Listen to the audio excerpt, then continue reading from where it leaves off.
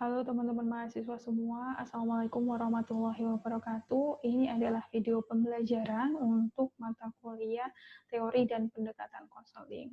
Pada kesempatan kali ini akan saya bahas sedikit tentang bagaimana perkembangan konseling di Jepang. Saya sudah menyiapkan beberapa slide yang mungkin akan membantu teman-teman untuk memahami tentang perkembangan konseling di Jepang. Nah, materi yang saya sampaikan ini saya ambil dari jurnal atau paper yang sudah saya share ke kalian semua berjudul The Development of the Counseling Profession in Japan Past, Present, and Future oleh Tomoko Kudo Grabowski, Haruo Ishii, Shizuno Maze. Nah, apa saja yang disampaikan di sana? Saya akan mulai saja.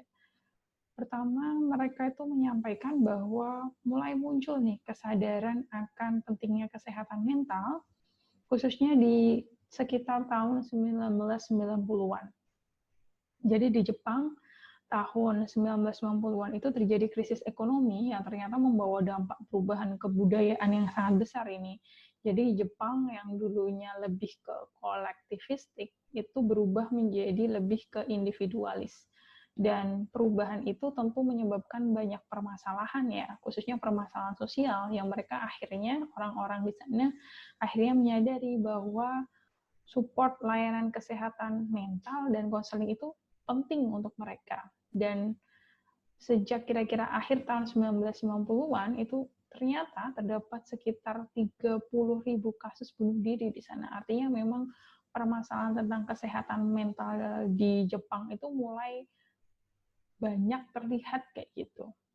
Nah, selain itu ternyata kesadaran itu pun juga mulai terlihat dari peran aktif praktisi kesehatan mental yang mereka mensupport secara psikologis para survivor atau orang-orang korban bencana gempa bumi dahsyat tahun 1995 di Hanshi, Awaji.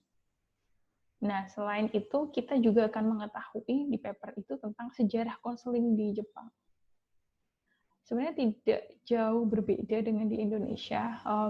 Istilah konseling itu muncul di tahun 1950-an di Jepang. Sedangkan kalau di Indonesia sedikit lebih lambat, yaitu 1960 ya. Dan ternyata ada dua sosok psikolog Amerika yang berperan penting atau mempengaruhi perkembangan konseling di Jepang, yaitu Donald Super, seorang ahli dalam bidang karir, dan Carl Rogers, seorang ahli dalam person centered. Kedua tokoh ini cukup mempengaruhi perkembangan dari konseling yang ada di Jepang. Dan sejak dimulai diperkenalkan, itu konseling mulai berkembang dan tahun 1967 terbentuk asosiasi konseling yang disebut Japanese Association of Counseling Science. Dan terus berkembang sehingga ada muncul organisasi-organisasi yang menaungi bidang konseling lainnya. Misalnya di tahun 1999 itu ada Japanese Union of Psychological Association. Mungkin sekedar informasi untuk teman-teman mahasiswa semua bahwa konseling di Jepang ini lebih mengarah ke bidang psikologi ya, klinis khususnya. Oke, itu dari sejarah. Kemudian terkait dengan konseling dan programnya di sana atau program pendidikan trainingnya di Jepang itu seperti apa. Jadi pada tahun 2011 ternyata Japanese Board for Clinical Psychology itu mereka mengeluarkan sertifikat kualifikasi psikolog klinis yang mana itu menjadi salah satu syarat untuk seorang konselor bisa bekerja di sekolah. Dan itu sudah ditetapkan juga oleh Kementerian Pendidikan di Jepang sejak tahun 1995. Artinya ada badan tersendiri yang mengukur tentang sertifikasi kualifikasi psikolog klinis khusus untuk di sekolah. Nah, GBCPE ini juga memberikan akreditasi atau mengakreditasi 165 program pascasarjana dan profesi yang ada di Jepang. Yang biasanya program-program pascasarjana dan profesi ini menyelenggarakan pendidikan master psikologi klinis. Seperti yang saya sampaikan tadi, bahwa konseling di sana kecenderungannya lebih ke psikologi klinis. Kemudian program ini ternyata menyaratkan total 26 kredit Kalau di Indonesia mungkin bisa kita bilang SKS, yang meliputi teori, praktek sebaya, praktek dalam kampus, luar kampus, kemudian tesis, dan penelitian serta testing.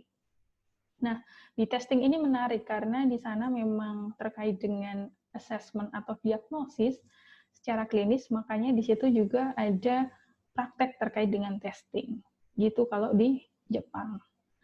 Dan selanjutnya terkait profesi konseling di Jepang seperti apa sih? Gitu. Ternyata para praktisi yang menyediakan layanan konseling profesional di sana banyak bekerja di institusi pendidikan, agensi, komunitas, dan praktek mandiri atau kelompok. Hanya sebagian kecil saja ternyata yang bekerja di agensi kesejahteraan sosial dan rumah sakit. Dan yang kebanyakan adalah di rumah sakit sama di sosial itu merekrut social worker yang tersertifikasi secara nasional. Di Jepang sendiri sebenarnya asuransi kesehatan itu hanya mengcover konseling yang dilakukan oleh dokter, jadi yang ada di rumah sakit biasanya. Sehingga konselor atau psikolog yang bekerja di rumah sakit biasanya berada di bawah supervisinya dokter kejiwaan atau yang memiliki spesifikasi psikopatologi. Jadi bukan oleh konselor yang memang menduduki jabatan sebagai supervisor. Kemudian terkait dengan konseling yang ada di Jepang juga sekarang, bisa kita lihat bahwa di sana tidak adanya asuransi untuk konseling, itu membuat konseling itu harus membayar biaya penuh nih. Kalau misalnya kita lihat di situ, mereka harus membayar sekitar 10.000 sampai 20.000 yen, atau sekitar 1,8 sampai 3,6 juta untuk 1 jam pertemuan. Ini sudah banyak sekali ya kalau di Indonesia kayak gitu. Nah, selain juga informasi itu yang disampaikan di paper, itu juga menyampaikan bahwa terkait dengan budaya yang cukup berbeda dengan budaya Barat, di mana konseling itu dikembangkan, ternyata di Jepang sendiri berusaha untuk mengembangkan gaya konselingnya. Di situ ada beberapa pengembangan terapi oleh orang Jepang yang disesuaikan dengan kebudayaannya, seperti Hakoniwa atau terapi senplay atau bermain dengan pasir ya, permainan dengan menggunakan miniatur entah hewan ataupun manusia, pohon dan lain sebagainya. Kemudian Donsahau terapi atau movement relaxation therapy ini juga digunakan dalam terapi untuk cerebral palsy. Kemudian Morita terapi mirip dengan existential dan CBT yang nanti akan kita pelajari. Kemudian Naikan terapi atau self-reflection. Ini diambil dari nilai-nilai religiusitas agama yang ada di Jepang. Gitu. Itu saja yang mau saya sampaikan terkait dengan perkembangan konseling yang ada di Jepang. Untuk konseling yang ada di US, UK, dan Malaysia nanti mungkin akan saya sampaikan menyusul ya. Semoga ada manfaatnya dari yang menonton video ini. Teman-teman yang masih penasaran ingin melihat lebih jauh lagi tentang bagaimana perkembangan konseling di Jepang, silahkan dibaca untuk papernya lebih lanjut ataupun mencari resource yang lain. Begitu, saya akhiri. Assalamualaikum warahmatullahi wabarakatuh.